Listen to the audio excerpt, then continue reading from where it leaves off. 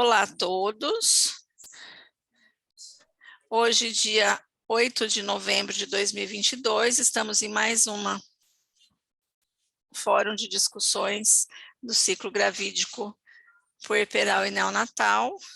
E hoje o nosso convidado, professor Dr. Humberto Sadonobu Hirakawa, e ele traz para nós um tema de extrema importância para nós. Hoje nós vamos falar do protocolo de Mills, que trata das questões, né, de pontuação e de avisos dentro da obstetrícia num estágio aí precoce, para trazer não só aproximarmos, para nos aproximarmos dessa ferramenta, mas entender como utilizá-la. O professor Humberto, ele é médico obstetra, especializado em saúde da família e da comunidade pela UFSCar, é especialista em obstetrícia na área de ultrassonografia, ginecologia e obstetrícia, professor adjunto da Universidade Federal de São Carlos. Peço perdão, gente, eu estou num muito trânsito aqui, instrutor do curso de urgências e emergências da SOGESP e diretor técnico da Unidade de Saúde Escola da Universidade Federal de São Carlos. Professor Humberto, é um prazer poder estar com o senhor aqui hoje e poder apresentar um tema de grande importância para os profissionais da saúde. Seja muito bem-vindo, que essa seja a primeira de muitas vezes. A palavra é sua. Obrigado. Muito obrigado pelo convite, Adriana. Eu realmente tenho bastante apreço pelo tema que a gente vai tratar hoje, que é o do Mills, né, que é o Score de Alerta Precoce em Obstetrícia. Eu começo aqui a minha apresentação e vocês estão enxergando minha página ou não? Sim. Então tá bom, vamos lá. Um desafiozinho bem rápido. O que é que está escondido aí nesse painel, nesse mosaico de letras? Vamos lá, 10 segundos, vamos ver quem acha.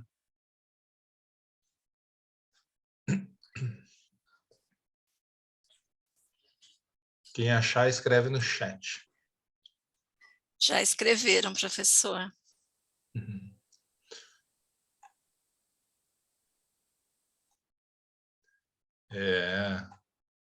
A Léa acertou. Quem achou a morte materna escondida, né, tá calibrado aqui com a temática. Então, a ideia principal da gente mostrar isso é essa, né, de que a morte materna ela está escondida no nosso dia a dia. Todos nós que lidamos com saúde, principalmente no ambiente intra-hospitalar, vamos nos deparar com ela em algum momento, infelizmente. E a gente precisa entender que a nossa condição não é muito favorável, não. Eu vou mostrar aqui a razão de mortalidade materna do estado de São Paulo. Todos vocês, acho que já viram esse gráfico em algum momento, né? A curva vermelhinha é a mortalidade materna no estado de São Paulo. E o que a gente pode perceber aqui é que a gente vem numa piora constante. A gente veio, né, de um momento onde a gente chegou ali a 35 mortes maternas a cada 100 mil nascidos, e a gente vem aumentando essa taxa paulatinamente. A gente diminuiu muito rapidamente até os anos 2000 e desde então a gente vem percebendo uma piora desse indicador. E a pergunta que a gente tem que fazer é por que isso está acontecendo, né? Porque, afinal de contas, nós não pioramos do ponto de vista de estruturas de saúde ou então não pioramos também do ponto de vista dos pré-natais, do saneamento básico, do acesso. Muito pelo contrário, né? O Brasil vem passando por um processo constante, embora lento, menos rápido do que a gente gostaria, mas de acesso, de ampliação do acesso.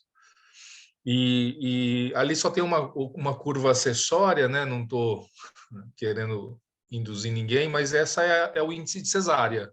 Estou mostrando ali que o índice de cesárea é superior a 50% no país, e a gente vê uma certa consonância ali na forma como as duas curvas elas têm se comportado, e realmente a gente vê um platô ali se estabelecendo a partir de 2015 na mortalidade materna no estado de São Paulo. Esse pico aqui, esse aqui é H1N1, e esse aqui, obviamente, é Covid, tá bom? Então, vamos seguir. Eu só mostrei o estado de São Paulo, mas é só para a gente entender que isso não é um problema que se relaciona a determinadas condições de maior ou menor facilidade, né? Já que o estado de São Paulo é um dos estados mais, de certa forma, mais ricos da União, mais organizados da União.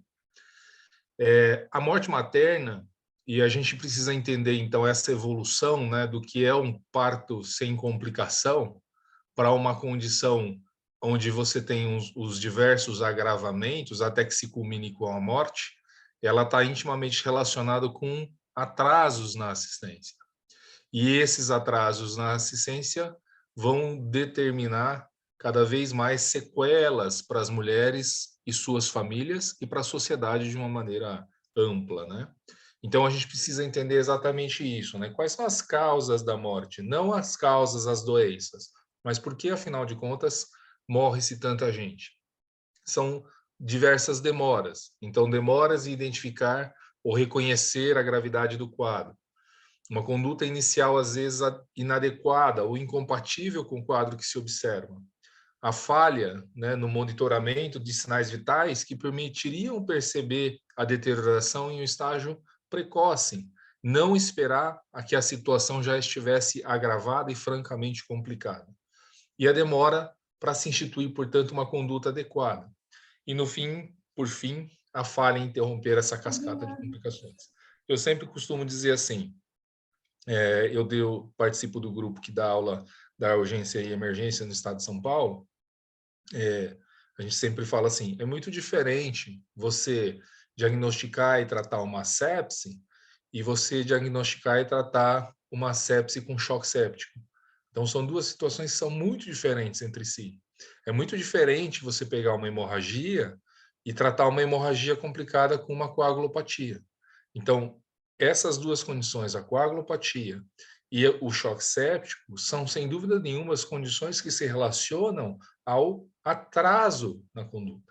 Então, o nosso desafio é exatamente isso, né? Que a assistência seja a mais oportuna possível. E quando eu falo oportuna, não quer dizer no sentido de diagnosticar tardiamente e tratar certo, mas sim de diagnosticar antes que as complicações se instalem, antes que o quadro torne-se já agravado. E é lógico que quando a gente mostra os gráficos, e muitas vezes o grande desafio é mostrar para os gestores que uma morte a cada 1 ano, 2 anos ou até 10 anos ainda é um número inaceitável, porque a morte é um desfecho muito raro, graças a Deus, né? Mas a morbidade associada é muito alta. Então, estima-se que para cada óbito que você percebeu, você teve 50 casos de agravamentos e que trouxeram uma série de sequelas para essas mulheres. Então, a gente usa a morte porque é um dado muito palpável, mas a gente tem que lembrar que a gente não tem que evitar só a morte, a gente tem que evitar também as condições agravadas, porque elas têm sim suas sequelas. Então, vamos lá. O que eu vou apresentar para vocês, então, é uma forma, uma ferramenta que vem sendo preconizada já há mais de 2 décadas para que a gente identifique precocemente as pequenas alterações e estabeleça uma rotina de intervenções antes mesmo de ser capaz de dizer que algo não está indo bem, antes mesmo de ser capaz de dizer que uma doença diferente ou uma complicação de uma doença está se instalando. Porque eu também costumo dizer assim, para os meus alunos, se até a minha avó for capaz de dizer que a paciente está ruim, está muito tarde para intervir. A gente precisa ser, como profissional de saúde, capaz de intervir antes de que seja óbvio que a condição está agravada. Então, para isso, existe uma ferramenta chamada MILS. eu queria falar para vocês sobre classificação de risco também. Vai ficar para uma outra oportunidade, porque também, por outro lado, a classificação de risco, né, é uma ferramenta que é amplamente utilizada. Então, eu acho muito pouco provável que vocês nunca tenham ouvido falar na classificação de risco, ou então que os serviços de vocês não possuam classificação de risco, né? Isso está bem amplamente difundido já. Já acho bastante pouco provável que vocês já tenham ouvido falar do MILS ou do Score de Alerta Precoce e que tenham instalado em seus serviços o Score de Alerta Precoce. Então, por que nós temos essa situação?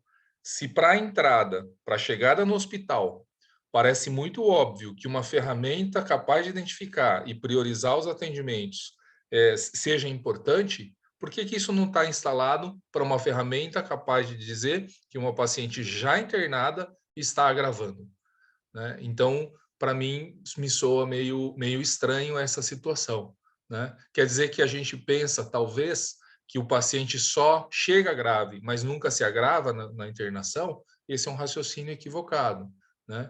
60% das mortes acontecem no puerpério, 40% das mortes acontecem no primeiro dia do puerpério. Então, elas estão internadas. E não foram pacientes que foram de alta e retornaram para o hospital. Elas estão internadas. E é ali que a gente tem que tomar cuidado com elas, porque a maior parte das mortes acontece em pacientes internadas. Ok? Então, vamos lá. Quais são as justificativas para que a gente abandone a avaliação subjetiva e passe para o score de alerta precoce? Então, a morbidade, a primeira justificativa é que, assim, todo quadro agravado é o estágio final de um contínuo de múltiplos eventos que foram se instalando e que, na maior parte das vezes, trouxeram sinais que denunciavam esse agravamento e que a gente não percebeu eles. Então, não é um paciente de uma hora para outra os sinais se alteram subitamente, mas ali devagarzinho a gente foi percebendo, né? Uma pressão que subiu ou que caiu, uma temperatura que aumentou, uma frequência cardíaca que aumentou e uma frequência respiratória que aumentou. E nós temos uma dificuldade de perceber quando isso se relaciona só à gravidez e quando isso se relaciona a situações de modificação do parâmetro. Quem trabalha em maternidade sabe muito bem que a gente tem um vício muito ruim, que é olhar um parâmetro alterado e dizer: isso é da gravidez. Isso é normal para uma paciente grávida ou puérpera. Então, a gente precisa sair desse lugar. E a gente faz isso mais ainda e pior ainda se a paciente for rígida. Então, aquelas gestantes que são jovens, que são rígidas, a gente tem uma tendência maior ainda a negligenciar esses pequenos sinais que indicariam um potencial de agravamento. E veja aqui que eu estou falando de potencial de agravamento. Não estou querendo aqui dizer que toda paciente que tem um sinal alterado já está agravado ou já está complicado, mas sim que elas têm um potencial de agravamento e que uma intervenção nesse momento pode selar a progressão dessa cascata de complicações ou então simplesmente corrigir aquilo e tudo bem, ficamos por isso mesmo, né? Não tem problema nenhum em relação a isso. A gente tem muita facilidade em identificar nos pacientes de alto risco a necessidade de observação, vigilância e cuidado. Mas nas pacientes de baixo risco, a gente tende a ser muito negligente. E aí eu digo para vocês, metade das pacientes que evoluem de forma ruim são pacientes sem nenhum risco identificado no pré-natal. Nenhum risco identificado na admissão da maternidade. Então, não é verdade isso, né, de que basta identificar os riscos para que a gente saiba quem são as pessoas que a gente tem que ficar vigilante. É falsa essa afirmação. E, por fim, né, aquilo que eu já tinha dito para vocês, né, as avaliações subjetivas, a gente tem que tomar cuidado com elas, porque é óbvio que elas são importantes. Então, se a minha avó está dizendo que a paciente não está bem, puxa, ela não deve estar bem mesmo, né? Mas as avaliações subjetivas, elas dependem muito da experiência de quem está fazendo, e às vezes essa experiência tende a supervalorizar e às vezes tende a negligenciar. Então, nesse sentido, é que a gente propõe que as avaliações não sejam no campo exclusivo da subjetividade, mas que se estabeleçam parâmetros objetivos, para que a gente saia deste cenário, onde a gente está diagnosticando as complicações, ao invés de diagnosticar o potencial de complicação. Então, é esse que é o ponto que a gente tem que trabalhar. A gente não quer diagnosticar a complicação já instalada. A gente quer diagnosticar aquela paciente com potencial de deterioração, com potencial de se instalar uma complicação. Bom, vamos lá. Os objetivos, então, do score de alerta precoce é tornar objetiva essa avaliação, né? Trazer parâmetros objetivos para dizer quando é que a gente tem que mudar o nosso comportamento diante da paciente.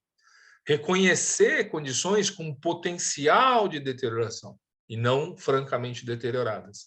E também, de certa forma, permitir a hierarquização da assistência, já que na assistência intra-hospitalar a gente tem múltiplos atores com diferentes graus de autonomia e capacidade. Eles são sinérgicos, mas cada um deles precisa entender até onde vai a sua capacidade e aonde eu preciso de um apoio de alguém diferente. E, por fim, padronizar as condutas iniciais. Então, o MILS vai nos oferecer, o score de alerta precoce vai nos oferecer tudo isso. Vamos lá. Funciona? Olha só, a sensibilidade para situações agravadas é bastante alta. 90% das situações agravadas são detectadas pela score de alerta precoce. Ainda assim, 10% não. Mas veja só que legal o valor preditivo negativo. Quando ele fala que está tudo bem, é porque provavelmente está tudo bem mesmo, né? Então a gente pode ficar bastante tranquilo, porque a maior parte das vezes em que ele fala não há realmente nenhum sinal de agravamento, a gente não deve mesmo ter nenhum sinal de agravamento presente. Como é que funciona? O que a gente tem que fazer para instalar o score de alerta na nossa maternidade? Então, vamos lá. O processo de pré-implementação. Quais parâmetros são utilizados no score de alerta precoce? Bom, então, primeiro aqui eu preciso dizer que existem vários scores diferentes e cada um deles com uma capacidade diferente de detecção, sendo às vezes mais fácil ou mais difícil. A gente escolheu um que é o que combina os gatilhos com o score e que dá a melhor padronização, tá ok? Então, vamos lá. Os parâmetros que a gente recomenda é a temperatura, a frequência cardíaca, a frequência respiratória, a PA sistólica, o nível de saturação de oxigênio, o nível de consciência e o débito urinário. Veja aqui que na gestante, diferente da paciente clínica, tem a PA diastólica também, porque aqui é muito importante, esse é um parâmetro muito importante no caso das pré-eclâmpticas. Então, são esses os parâmetros. A pergunta que eu faço é: quais destes parâmetros não fazem parte já da nossa rotina de avaliação, né? Então, nenhum. Todos estes parâmetros a gente já avalia normalmente na nossa rotina. Então, veja que aqui não há acréscimo de trabalho. O que a gente tem só é uma organização na forma como a gente lê esse trabalho. A gente lê esses resultados. Então, vamos lá. O que a gente vai fazer com esses parâmetros? A gente vai comparar eles com uma tabela que estabelece os limites do que é absolutamente normal, do que é provavelmente um desviozinho da normalidade, não muito significativo quando isolado, quando já são parâmetros que indicam, mesmo que isoladamente, um desvio franco da normalidade, e quando são parâmetros que indicam provável gravidade. Então, a gente vai fazer essa divisão E você vai olhar o seu resultado e vai ver em que gatilho que ele está, em que cor de gatilho ele está. E mais que isso, você vai anotar isso numa tabela e somar os pontos que você obteve. Então, cada linha verde soma 1 ponto, cada linha amarela soma 2 pontos e cada linha laranja soma 3 pontos. Então, você vai fazer as medidas, os parâmetros vitais que você já faz e colocar eles nessa tabelinha. E essa tabela já te dá aqui a pontuação que ela está fazendo. E a partir daí, não, só antes disso, a gente precisa treinar as pessoas a fazer isso. E precisa de um processo contínuo de educação permanente. Então, isso é o que precisa ser feito antes do processamento começar. Então, quais são os parâmetros que a gente vai utilizar no nosso serviço? Quais são os limites de normalidades e de variações da normalidades que a gente vai utilizar? E como que a gente vai somar esses pontos, onde é que a gente vai anotar. Isso que eu mostrei para vocês, não precisa ser num papel, isso pode ser num prontuário eletrônico. Isso pode ser num celular, num tablet, que a pessoa no beira-leito preenche os dados e ele calcula sozinho. E que dispara, inclusive, sozinho as condutas. Então, a gente pode ter várias formas diferentes para obter o mesmo resultado, que é indicar quais são os gatilhos de gravidade e qual é o score que ele me apresentou. Tá ok?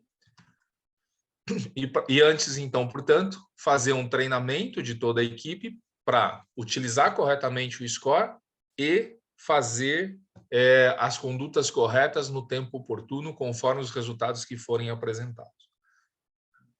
Tudo bem? Vamos lá, vamos seguir aqui. E agora, então, como é que a gente vai usar, né, esse dado? A gente vai fazer aquela soma que eu falei, ó, todas as vezes que o conjunto de avaliações for feito, o score deve ser calculado. E cada score gera uma conduta, segundo o plano de ação. Então, vamos lá, vamos supor que eu somei lá 1 ou 2 pontos, né? Eu tenho lá, como profissional de referência, o próprio técnico de enfermagem, que é quem está indo na beira do leito avaliar os pacientes de forma rotineira para colher essa informação, tá? Neste ponto aqui, então, veja, mesmo que eu tenha pontos verdes alterados, que são chamados desvios da normalidade, a gente vai manter o plano de tratamento. E se existir parâmetros amarelos ou laranjas, daí o gatilho deixa de ser verde. Então, eu vou escalonar.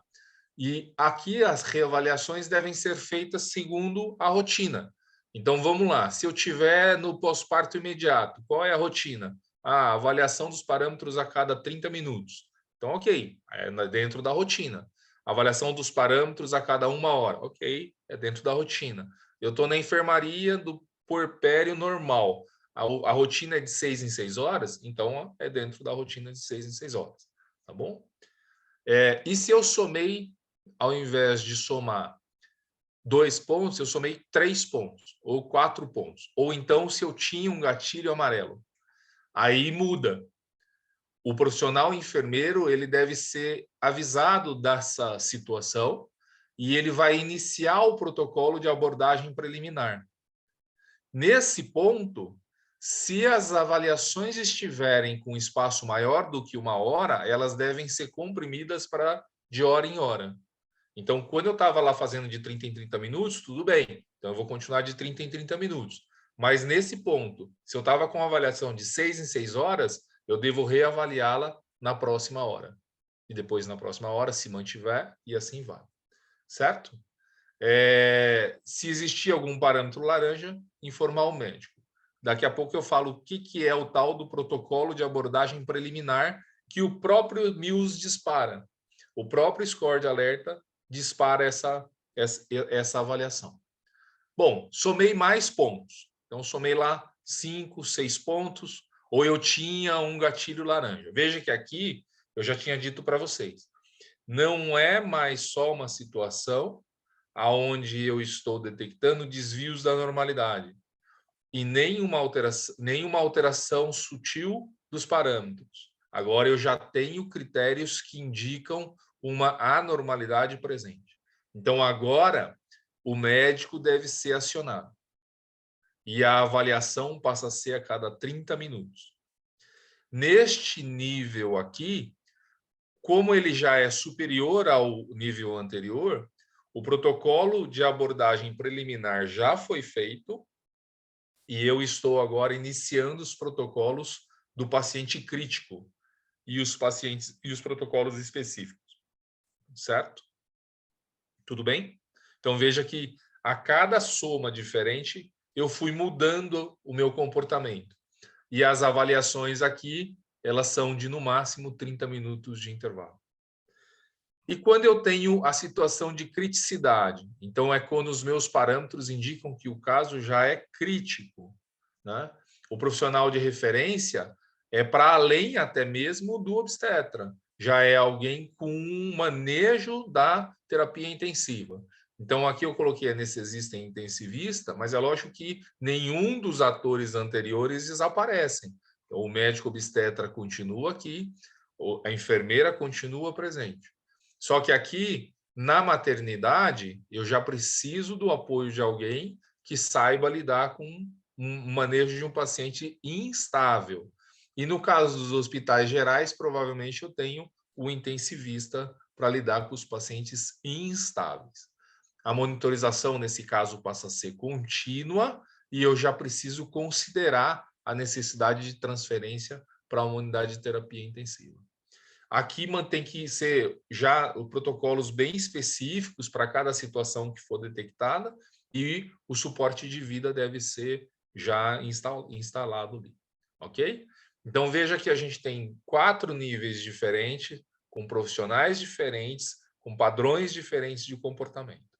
Vamos voltar lá no amarelo para aquilo que eu tinha chamado de protocolo inicial de abordagem preliminar. Então, veja que aqui o médico ainda nem foi acionado, né? A gente pode chamar o médico? Pode, claro, não tem nada de errado nisso. Mas aqui existe uma atuação que é o de afastar os eventuais confundidores que estiverem presentes e que estão alterando os sinais vitais e que não necessariamente indicam um agravamento. Então, neste ponto aqui, a abordagem preliminar é basicamente isso. Então, vamos lá, vamos ver se ela não tem alguma obstrução, algum sinal de obstrução nas vias aéreas, se a respiração está adequada, está tranquila, e se os parâmetros de pulso estão confirmando aqueles resultados que eu tinha observado anteriormente. Então, esse ABC tem que ser feito sempre, né? Lógico que se eu tinha visto uma situação, mas se eu ali percebo uma arritmia franca, um pulso completamente alterado, ou então até mesmo uma parada na respiração, obviamente que muda completamente o nosso cenário. Vamos lá, aqui, nesse ponto aqui ainda, facilitar a circulação sistêmica. Então, o paciente às vezes está lá deitado, de barriga levando para cima, com compressão aorto-caval, né? Então, nesse ponto, a gente vai pedir para ela virar de decúbito ou descomprimir, né, o útero em relação à aorta. Se houver algum sinal de desidratação, a gente vai cuidar da hidratação do paciente. Então, se tem um acesso pego, a gente vai ver se a infusão de fluidos foi conforme o que estava planejado ou se foi infundido muito menos fluidos do que aquilo que tinha sido previsto. Se ela tiver com dor e tiver já uma prescrição para dor, então utilizar os parâmetros de alívio de dor da mesma maneira quando ela está com febre. Porque se você está com febre, você altera a frequência respiratória, você altera a frequência cardíaca. Então, a gente vai corrigir a hipertermia para que ela deixe de nos confundir. Veja que é muito diferente a frequência cardíaca aumentada num paciente com febre e a frequência cardíaca aumentada num paciente mesmo depois de eu tirar a febre. Então, esses parâmetros, esses sinais devem ser corrigidos. Então, vamos lá, repetindo. Facilitar a circulação sistêmica, cuidar da hidratação do paciente, que pode ser oral ou intravenosa, métodos de alívio da dor e tratar a hipertermia. Isso aqui são confundidores. Eles não são sinais que indicam que o paciente está grave, mas sim que confundem os parâmetros vitais. Por isso, a gente deve tirá-los para que, ao sobrar alterações, a gente saiba que a gente está no outro nível, que é aquele que exige a abordagem inicial do paciente crítico. Então, afastados os confundidores, se houver persistência ou piora do quadro, daí a gente deve escalonar nosso atendimento. Então, primeira conduta, no caso de escalonar o atendimento, fazer a ressuscitação volêmica. Então, toda vez que a PAM tiver menor do que 65, eu vou fazer o resgate volêmico. Tá? Então, essa é a primeira conduta. Não estava prescrito, a gente vai prescrever acesso venoso calibroso e resgatar a volemia dessa paciente. Seja sepse, seja hemorragia, né? Na hipertensão isso não vai acontecer, mas mesmo se acontecesse, a gente deveria prescrever a ressuscitação volêmica nesse caso. Lógico que isso deve ser feito monitorando-se sinais de congestão pulmonar, então não pode ser feito de maneira descontrolada, intempestiva, né? A gente deve fazer de forma escalonada. Então, normalmente em pacientes sem complicações, 500 ml, reavalia, 500 ml, reavalia. E no caso de um paciente com hipertensão ou com uma insuficiência cardíaca prévia, uma cardiopatia de base, 200 ml, reavalia, 200 ml, reavalia, e assim a gente vai fazendo de forma cuidadosa. A PAM deve estar acima de 65 e é importante que a gente monitore através do cateterismo vesical a presença de diurese. Então veja que até agora a gente não tinha sondado ao paciente, mas nesse momento é importante que a gente faça a cateterização, porque não adianta daqui a 1 hora eu querer saber como é que ficou a diurese nessa última hora se eu não sei o quanto tinha de urina dentro da bexiga dela. Então, eu preciso realmente do cateterismo no momento em que eu estou instalando essa ação. Tá ok? Então, primeira conduta da abordagem do paciente crítico, ressuscitação volêmica. Segunda conduta, oxigênio terapia, toda vez que a saturação de oxigênio estiver menor que 95. Então, o COVID nos mostrou aí que em gestantes, saturações abaixo de 95 já indicariam aí uma situação com potencial de gravidade bastante importante. Então, nesse caso, toda vez que a saturação estiver menor que 95, a próxima conduta, máscara non-rebreathing, tá? De 10 litros por minuto para mais. Não é catéterzinho nasal, não é máscara de inalação, não é aquela máscara de nebulização, não é nada disso. É máscara non-rebreathing de 10 litros por minuto para mais. Tá ok? A nossa meta é manter a saturação acima de 95%. Vou dizer para vocês, na dúvida, liga primeiro e se precisar você tira. Não faça o contrário, que é deixar de ligar e para depois descobrir que tinha que ter ligado 1 hora depois.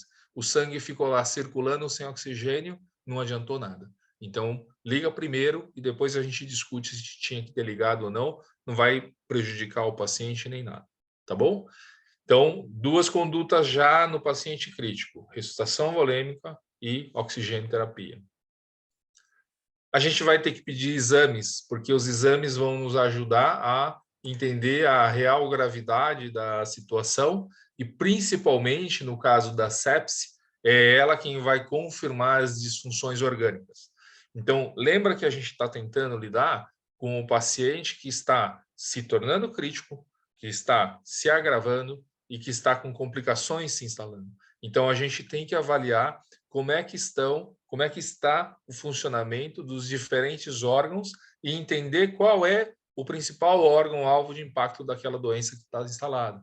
Então, aqui tem uma lista que cobre basicamente todas as patologias mais significativas. Tá? Lógico que em uma ou outra circunstância a gente pode precisar de uma e não precisar de outra, né? Mas a maior parte das vezes essa lista dá conta do nosso recado. Tá bom? Então, vamos lá. Esses são os exames complementares. E aí, por fim, agora, inicia-se os protocolos específicos. Então, essas 3 condutas são para todo mundo, para todas as circunstâncias. E agora a gente vai ter que tentar entender qual é a situação dessa paciente para iniciar os protocolos específicos, tá? Então, vamos lá. As 3 principais patologias: hemorragia, pré-eclâmpsia grave e sepse. Se você pegar esse conjunto aqui, ó, 80% das mortes maternas estão cobertas. Então, a gente precisa saber lidar de forma tempestiva com essas 3 patologias. Então, conduta inicial dessas 3 patologias, para além daquilo que eu já falei: ressuscitação volêmica, os uterotônicos, os agentes antifibrinolíticos e as medidas mecânicas de contenção do sangramento. Então, se o meu quadro é de uma hemorragia que o MIUS me permitiu detectar precocemente e iniciar a abordagem, se eu não corrigir a hemorragia, eu não resolvo o quadro. Então, eu vou fazer ressuscitação, oxigenoterapia, pedir exames, mas eu preciso do uterotônico, preciso do agente antifibrinolítico e preciso instaurar as medidas mecânicas. Não é o objeto da nossa aula discutir esses pormenores, porque acho que isso exige uma outra aula, né? Já que o protocolo de hemorragia é um protocolo grande. Mas se a gente lembrar dessas 3 coisas aqui, nossa, com certeza a gente já equacionou boa parte do problema. Qual é a próxima condição grave? É a pré-eclâmpsia grave, né? Então, como medida de entrada, sulfato de magnésio. Medida de entrada é sulfato de magnésio. Então, pré-eclâmpsia grave, e não interessa mais aquela história de se a gente tem proteinúria, se a gente não tem, se a gente tem sinais de eclâmpsia iminente ou se não tem. Se você caracterizar uma pré-eclâmpsia grave, hipertensão, emergência hipertensiva, PA maior que 160 por 110, sinais de eclâmpsia iminente, sinais de dor de cabeça, epigastralgia, turvação visual, HELP síndrome, alterações laboratoriais que mostram a instalação da HELP síndrome, e a própria eclâmpsia, você deve fazer o sulfato de magnésio. Então, na dúvida, faça sulfato. Ele não vai fazer mal, a chance de você se intoxicar com sulfato é muito pequena, né? E a gente realmente salva a vida se a gente fizer isso. Então, no campo da pré-eclâmpsia, também é outra aula, mas se vocês tiverem que lembrar só de uma coisa, lembrem-se do sulfato de magnésio. E não tem essa história de, deixa para fazer lá depois da transferência. Não, estou num hospital pequeno, preciso fazer o sulfato de magnésio agora, porque se ela chegar convulsionando lá no outro hospital, nós já temos uma chance grande de perda dessa paciente. Então, sulfato de magnésio. E quando a PA estiver acima de 160 por 110, terapia antihipertensiva, as drogas de escolha para nós, hidralazina e nifedipina, tá bom? De novo, não vou falar nos detalhes, né, do protocolo, porque não é o escopo dessa nossa discussão de hoje. Isso é só para a gente lembrar quais são as ferramentas mais importantes para essas 2 condições. E, por fim, sepse. Sepse é muito importante, e lembrar que, neste caso aqui, além da ressuscitação, da oxigenoterapia, que a gente já falou, dos exames, antibiótico terapia de largo espectro ou de espectro adequado, que deve contemplar o foco provável. Então, quando é que eu vou pensar em sepse? Toda vez que eu tiver uma suspeita de infecção e um paciente se agravando. Não preciso estar confirmada a infecção, não. Eu preciso ter a suspeita. Então, eu tenho uma suspeita de infecção urinária, não preciso esperar a urocultura ficar pronta. Se eu tenho a suspeita da infecção urinária e o paciente se agravando, antibiótico terapia de largo espectro, tá bom? E, no caso do choque refratário à ressuscitação volêmica, lembrar que eu preciso entrar com a droga vasoativa. Então, essas 2 medidas aqui, especificamente da sepse, também são modificadores da história do paciente. Então, antibiótico terapia de largo espectro na entrada e droga vasoativa se o choque for refratário. Tá? Então, é isso. Então, só recapitulando. Afastar os confundidores. Afastar os confundidores são para aquelas situações onde eu tenho alguns parâmetros isoladamente alterados. São parâmetros que não indicam uma gravidade clara, mas que podem sim estar presentes, indicando um processo de deterioração. Então, eu preciso afastar aqueles confundidores que fazem eu pensar que talvez isso seja algo grave, quando na verdade não é. Então, quais são os confundidores? Descompressão aortocaval ou facilitar a circulação sistêmica, hidratação, alívio da dor e terapia antitérmica. Essas 4 medidas são os confundidores. Não mudou o padrão, ou há uma piora dos parâmetros, então iniciar a abordagem inicial do paciente crítico. Então vamos lá, as 3 primeiras medidas. Ressuscitação volêmica, toda vez que a PAEMA tiver menor que 65, oxigênio terapia com máscara não rebriefing a pelo menos 10 litros por minuto, toda vez que o paciente tiver com saturação menor que 95 e exames laboratoriais. E aí, iniciar a abordagem específica segundo patologia, né? Então, resumão: hemorragia, drogas ultrotônicas, medidas mecânicas e agente fibrinolítico. Pré-eclâmpsia, sulfato de magnésio e terapia antihipertensiva toda vez que tiver uma emergência hipertensiva. E no caso da sepse, antibiótico terapia de espectro adequado na primeira hora do diagnóstico e terapia com droga vasoativa no caso de choque refratário. Tá bom? Bom, todas as mulheres que se apresentem para atendimento na unidade de pronto atendimento devem ter as observações realizadas e o MIL calculado. E enquanto ela estiver lá, a rotina do MILS deve ser feita. Então, não é só para paciente que já foi admitida, é enquanto ela está dentro da instituição hospitalar. E veja que isso é depois da classificação de risco. Então, eu já fiz a classificação de risco que me determinou a prioridade do atendimento. Mas enquanto ela estiver lá, eu vou olhar os parâmetros vitais e calcular o MILS, o score, e determinar para ela quais são as condutas e a rotina que ela deve seguir. As mulheres em trabalho de parto ativo, então pré-parto, não dá para utilizar o score de alerta. Daí, durante o pré-parto, ela tem que usar partograma e as outras ferramentas próprias do trabalho de parto. Mas imediatamente depois do nascimento, ela volta a utilizar o MILS. Então, na sala de recuperação pós-parto, antes dela ser trazida de volta para a enfermaria, já dá para usar o MILS de novo. E lembrando também aí que a maior parte das hemorragias acontece nas primeiras 4 horas. Então, é sim um ponto crítico de uso do score de alerta precoce. E os registros utilizados em uma área, por exemplo, no PA, devem seguir com o paciente para a área seguinte. Então, não pode deixar o MILS do PA lá largado e a paciente ir para a enfermaria. E depois da enfermaria, ela ir para o pré-parto e o MILS ficar para trás. Então, esse score ele tem que ir acompanhando o paciente nos diferentes cenários onde ela vai caminhando dentro das instituições hospitalares, tá? A fim de ajudar a identificar as mudanças nas tendências das observações. Então, não pode fazer isso, que é um vício comum nosso. Faz lá a avaliação de lá, os de lá fica lá, e aí não vem a informação para dentro da enfermaria. Tá errado fazer isso. Então, sempre o MILS deve caminhar junto com o paciente.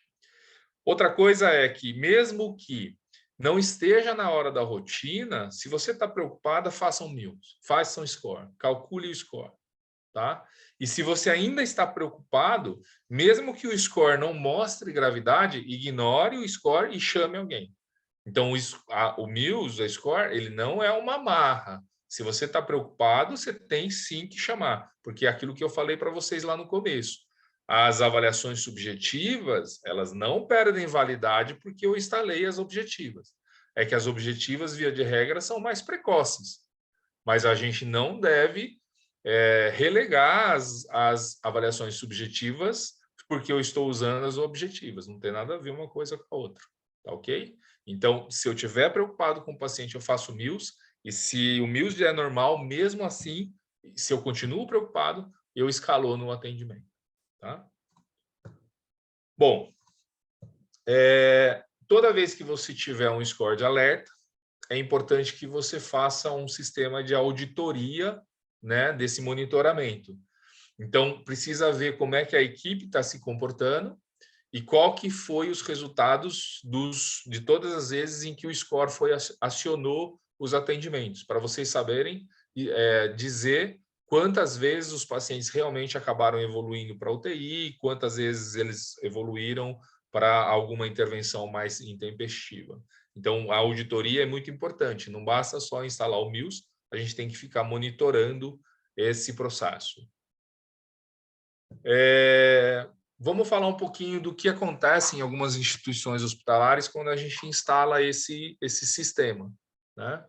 Então, esse é um estudo que foi conduzido lá nos Estados Unidos em 2016, com diversas maternidades. O objetivo era determinar, né, se a morbidade poderia ser reduzida usando o MIUS. Então, eles fizeram um comparativo entre 6 hospitais que implantaram MIUS e 23 hospitais que não implantaram. E aí eles fizeram uma avaliação 24 meses antes, então todos os 29 hospitais foram avaliados 24 meses antes. E todos os 29 hospitais foram avaliados de novo 13 meses depois. Só que 6 implantaram o MIUS e 23 não implantaram. E aí os outcomes foram lá os critérios do CDC para morbidade materna grave, o compound, né, de morbidade materna e admissão em UTI. Então vamos lá, vamos ver os resultados. Ó, esse aqui, ó, é o grupo que fez MIUS e esse aqui foi o grupo que não implantou MIUS. Então vamos lá, ó, 24 mil nascimentos contra 10 mil nascimentos antes e depois do MIUS.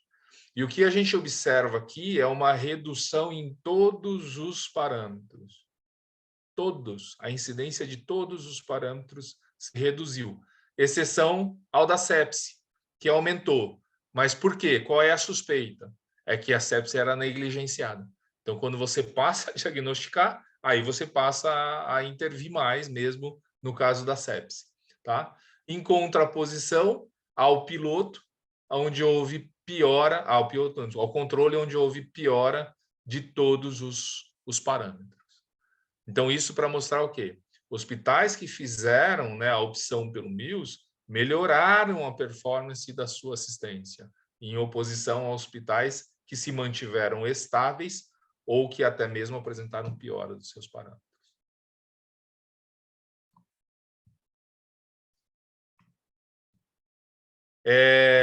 Era basicamente isso que eu queria mostrar para vocês. Então, a ideia aqui era mostrar o conceito intelectual do MIUS e mais ou menos como é que ele opera, né? E aí eu fico agora à disposição de vocês para ver aí as dúvidas que vocês têm e fica meu e-mail para quem quiser me escrever. Eu, junto com o professor Marcos Oquido, que é meu colega aqui do departamento, nós fizemos o capítulo do MIUS no manual da Febrasgo, e aí a gente pode apoiar eventualmente, né, qualquer situação aí que vocês queiram implementar, né, o sistema nos hospitais de vocês. Professor, muito obrigada. A gente tem algumas perguntas no chat.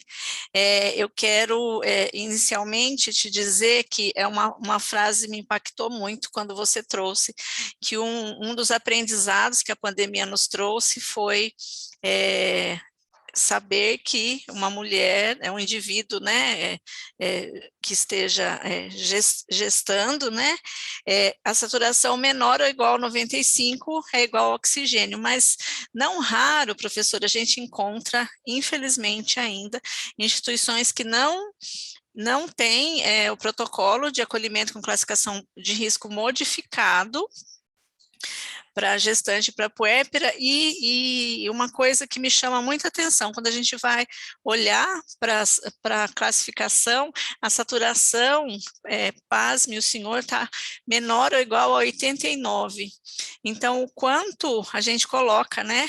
E aí a gente costuma até brincar, com 89% de saturação, como estará esse bebê no ventre dessa mãe? Então, me impactou muito e já de pronto, acabando essa aula, eu vou te passar um cronograma para que a gente possa, sim, abordar a questão do acolhimento, porque é uma linha muito tênue, né, doutora, entre a vida e a morte dessa mulher e desse bebê. Exato, exato. É, a classificação de risco, ela precisa ser específica, né, para nossa especialidade. E é muito importante que a gente entenda que esses parâmetros, assim como acho que a história da sepse tem nos mostrado isso, né? Se você ficar estanque, parado em um parâmetro que foi utilizado na década de 80, na década de 90, nos anos 2000, certamente a gente vai estar perdendo a oportunidade de intervir oportunamente. Então, assim como a sepse tem mudado seus parâmetros ano a ano, a gente também precisa mudar os nossos parâmetros em relação à classificação de risco, ao MIUS, ao próprio MIUS, à própria sepse, né, dentro da gravidez. Então, é extremamente importante realmente que a gente se atualize. Eu queria... Tem um estudo muito interessante que foi conduzido por uma colega lá no IMIP, se eu não me engano, é uma tese de mestrado deles lá, que mostra o seguinte: eles fizeram uma análise retrospectiva, descritiva, de um número lá de nascimentos de pacientes internadas, e 300 pacientes mostraram em algum momento alterações de gatilho no MILT, que é um outro tipo de score, né? Então, metade dos pacientes, em algum momento, mostraram que podiam ser pacientes com potencial de agravamento. Os médicos foram acionados 3 vezes. Só 3 vezes. Então, isso mostra o quê? Que muitas vezes a gente não está realmente valorizando. E aí a gente está esperando que a situação seja francamente deteriorada. E o colega, eu sou médico, né? Boa parte de vocês aqui também são. E o colega está lá confortável, esperando ser chamado. Só que, se ele for chamado numa situação muito tardia, a gente realmente já foi, né? Já perdeu o time das intervenções. Então, eu tive um parto de uma colega de departamento, e ela tinha sido cesárea, tinha ido tudo bem, mas na sequência disso ela teve uma hemorragia. A hemorragia foi uma cesárea pós-trabalho de parto, mas a hemorragia demorou para ser percebida. Por quê? Porque ela estava contida dentro do útero. Nessa época a gente não usava o MIUS ainda. Então, é isso, né? Quer dizer, quando a gente percebeu, o volume que estava contido dentro do útero dela era enorme. Ela tinha sangrado mais de 1.500 ml, e a gente só percebeu muito tardiamente. Se a gente estivesse monitorando através dos parâmetros vitais, é provável que a gente tivesse identificado isso mais precocemente. Então, é essa a nossa recomendação. Isso, graças a Deus, já faz 5 anos. Depois disso, a gente mudou bastante e isso não tem mais acontecido. Mas é só para mostrar que a gente, na verdade, está vulnerável a situações que, às vezes, a gente acha que é fácil de diagnosticar, mas que, na verdade, o que é fácil é de diagnosticar a situação muito grave, já complicada. Então, esse que é o nosso desafio mesmo. Muito obrigada. Eu vou ler a primeira pergunta da Leia. Só um minutinho que eu tenho que achar aqui que tem mais. A Leia pergunta se o protocolo pode se implantar em maternidades de baixo risco. E aí a outra pergunta: se estiver nessas maternidades, em que momento o protocolo inicia a transferência? Se o protocolo prevê essa questão. Sim, na verdade, assim, então vamos lá, Leia. Em primeiro lugar, o MIUS, sei lá, qualquer um que você queira escolher, ele foi idealizado justamente para a hierarquização da assistência. Então, o primeiro lugar que desenvolveu protocolos nesse sentido, né, e o MIUS é Modified Early Obstetric Warning System, ele é um sistema que foi derivado de um protocolo da clínica, né? O primeiro lugar que instituiu o MILT foi no Reino Unido.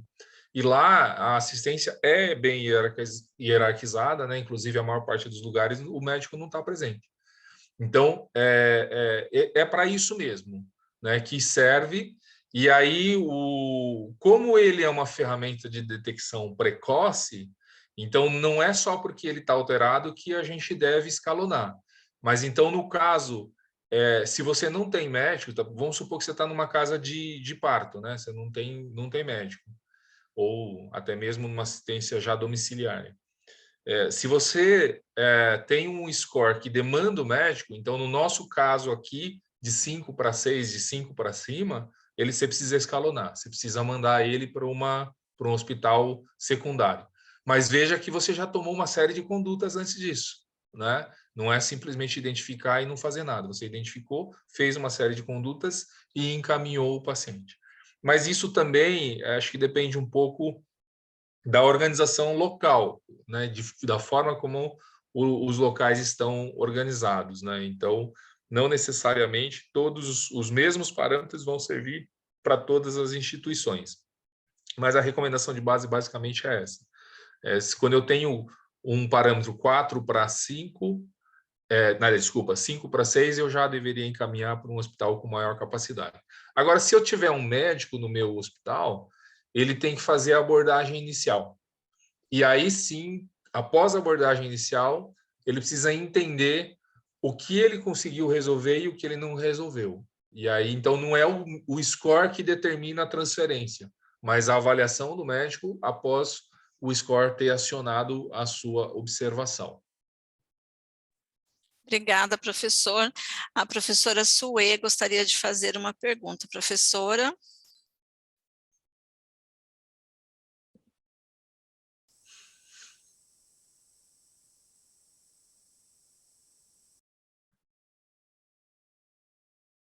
Doutora Sue?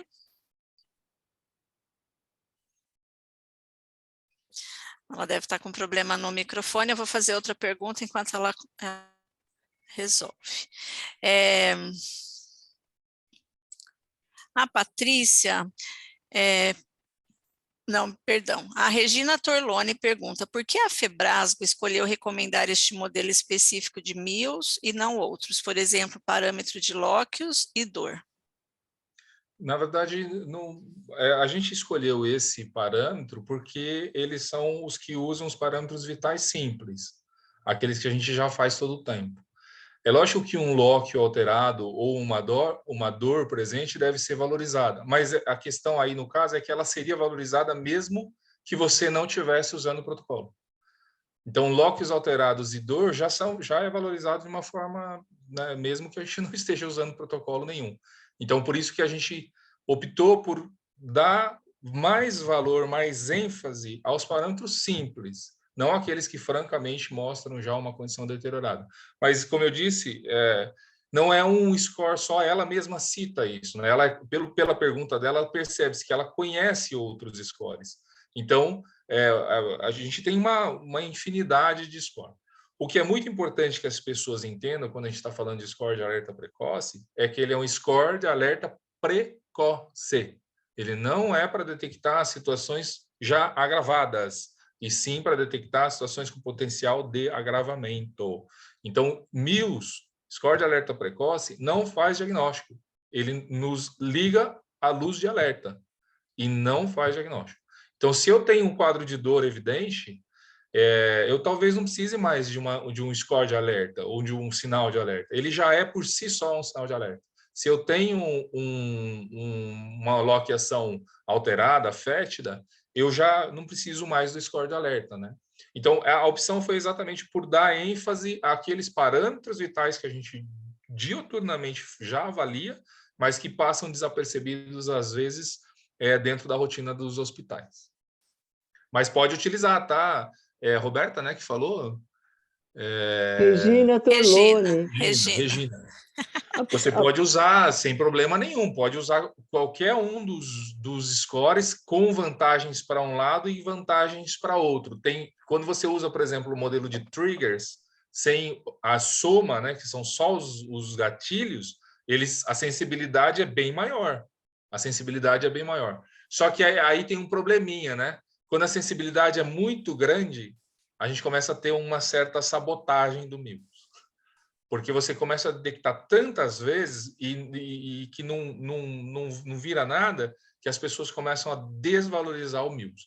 Mas é uma opção, Isso é uma opção. Realmente a gente pode acabar escolhendo outras ferramentas sem nenhum problema, desde que a gente tenha muito clareza disso. É igual classificação de risco. Classificação de risco não faz diagnóstico. Classificação de risco prioriza o atendimento. Quem faz diagnóstico é o médico que está atendendo. Esse é um grande equívoco quando o médico fala, tá vendo? Atendi esse paciente que você tinha classificado como laranja e não era nada de grave. Ué, preferia que ficasse esperando lá fora um laranja de verdade? Né? Então, isso é um equívoco super comum, não pode acontecer, nem quando a gente está falando de score e nem quando a gente está falando de classificação de risco. Oi, Suê.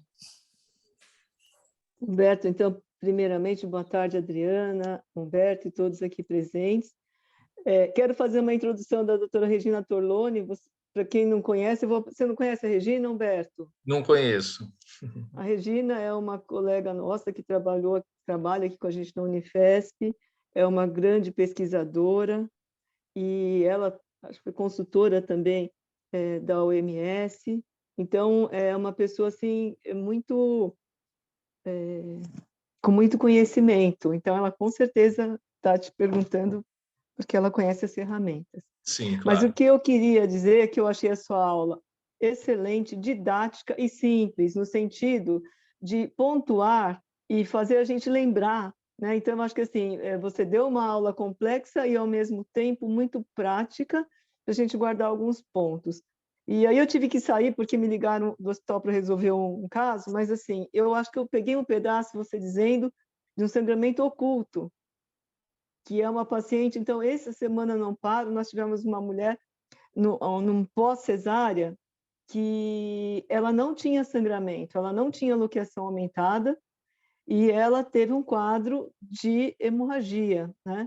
Uma atonia que não se exteriorizou esse sangramento, tinha também hematoma retroperitoneal e que é muito importante. Então, acho que você munir a equipe de uma ferramenta simples que possa disparar alarmes em diferentes níveis de complexidade é muito importante. Então, e isso vai fazer com que a gente diminua a mortalidade materna, que, como você mostrou, ela depende, às vezes, de recursos que são de treinamento, né? De utilizar as coisas que a gente já tem. Então, eu acho que foi muito bom e reforçar isso, da importância desses sinais quando eu não tenho outros evidentes, como você disse. Quando já tem uma hemorragia, já foi. É antes disso, né? É antes disso. Então, foi ótimo, parabéns, espero que tenha outras aulas assim, Humberto.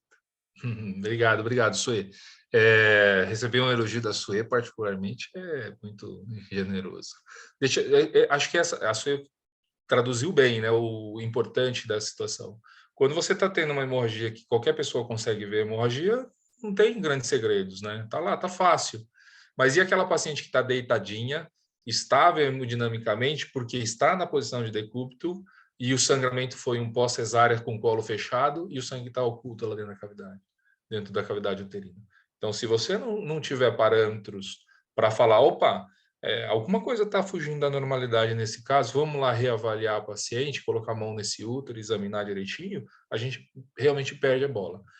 Talvez as duas situações que mais passam desapercebidas é o sangramento oculto e a sepse.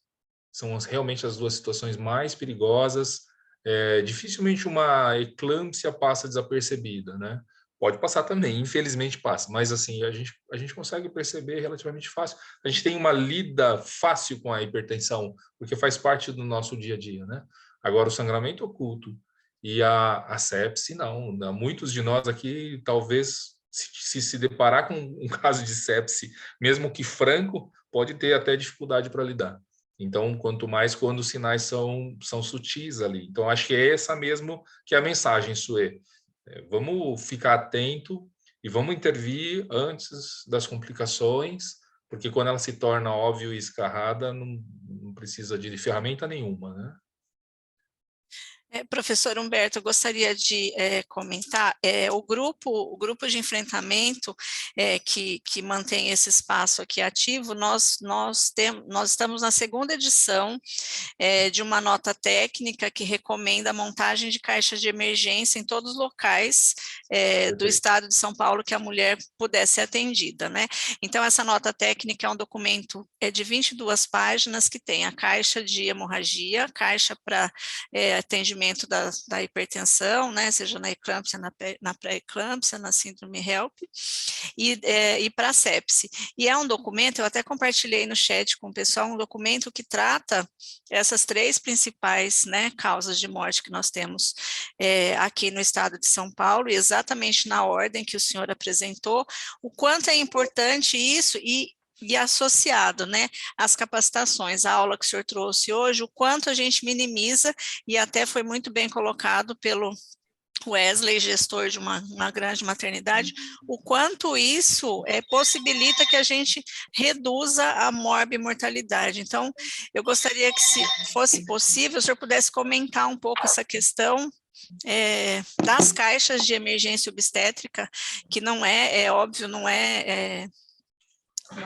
inicialmente isso do Estado de São Paulo, mas é uma preocupação muito grande que nós temos na Secretaria de Saúde, o quanto é aprimorar a assistência, né, minimizar perda de talento, reprocesso, perda de tempo para poder, não só quando a gente detecta aí precocemente as necessidades dessa mulher, mas ter em mãos instrumentos e estratégias que possam contribuir para essa redução. Eu acho perfeito, Adriana. Eu estava com o Fabiano Elisei esse final de semana e ele comentou, né, sobre a publicação da nota. As caixas, elas são extremamente importantes e principalmente no momento em que a gente está vivendo uma transição tecnológica para os prontuários eletrônicos e para os sistemas informatizados, onde muitas vezes, infelizmente, os processos burocráticos estão se sobrepondo às necessidades da assistência. Então, antigamente, quando a prescrição era de papel, era muito fácil, entre aspas, a gente falar, faz tal coisa, faz tal coisa, faz tal coisa, depois eu prescrevo.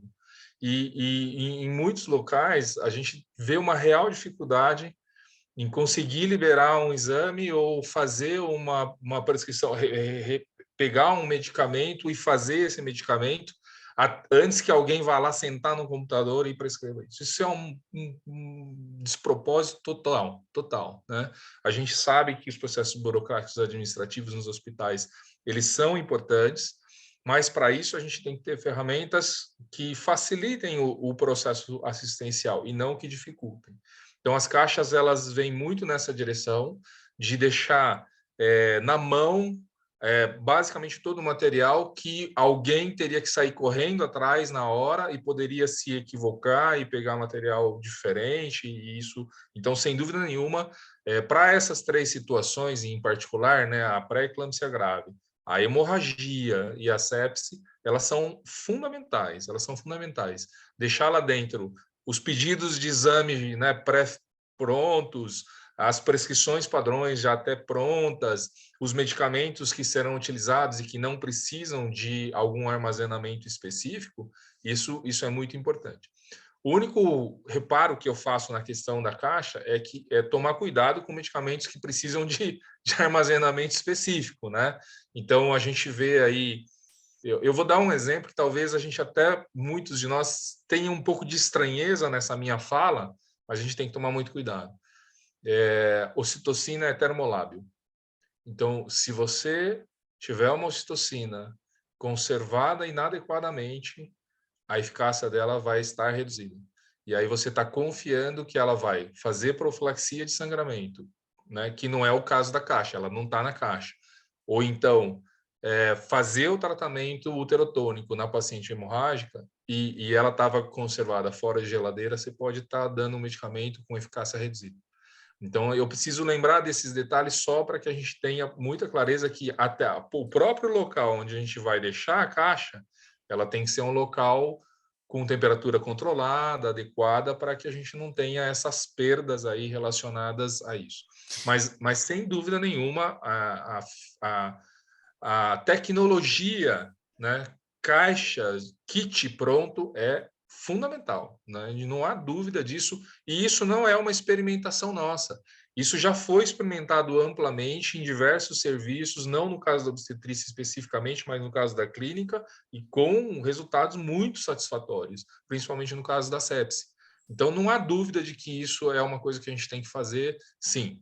Mas a Adriana tem que colocar aqui, eu acho que todos nós sabemos disso, só a caixa é insuficiente. A gente precisa de treinamento. A gente tem que treinar as equipes a se comportarem como uma equipe de emergência, saberem se comunicar no momento da emergência e utilizar corretamente os protocolos que estão à disposição e que são fáceis de acessar, né? Hoje a gente digita protocolo de tal coisa, saem 200 para você ler.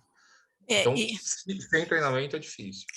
E assim, a sua fala é música para os meus ouvidos, porque assim, a gente não só pensou, né? Nós chamamos o Dr. Fabiano de pai da nota técnica, e nós tivemos aí a contribuição da doutora Elaine Moisés, do Dr. Ricardo Cavalli, nas duas versões da nota. E depois dessa publicação, nós temos aí um time que vai para as maternidades, óbvio, com a anuência dos gestores, de acordo com o cronograma, para levar essas questões de capacitação para médico, enfermeiro, farmacêuticos, porque tem um mito aí, inclusive, em relação ao misoprostol, em permanecer na caixa, e até a estratégia de manter a ocitocina em temperatura adequada e estratégia de, o que eu vou ter na minha sala? Uma caixa com gelox para, no momento, alguém estar escalado, deslocar isso para que isso seja efetivamente usado da forma correta.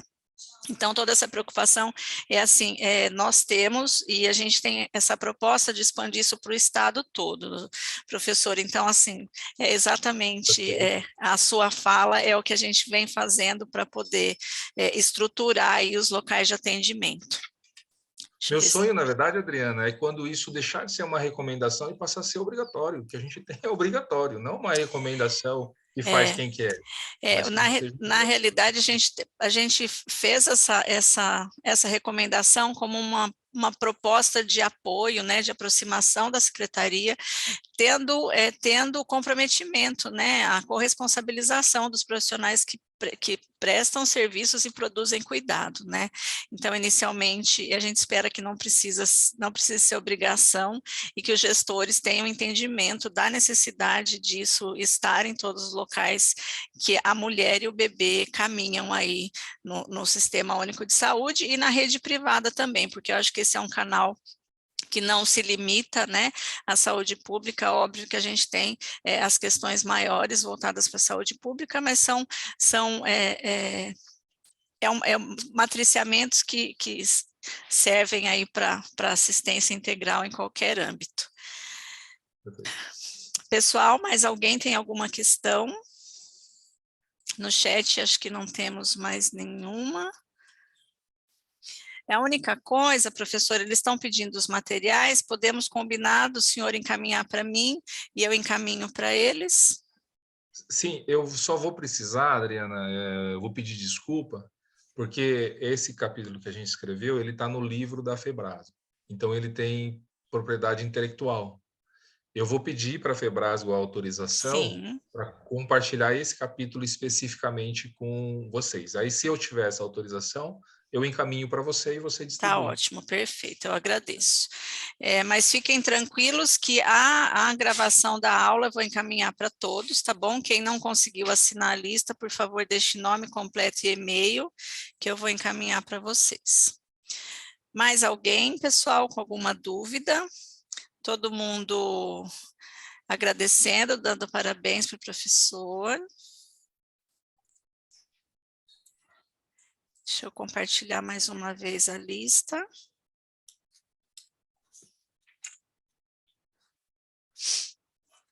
Mais ninguém? Então, pessoal, vou...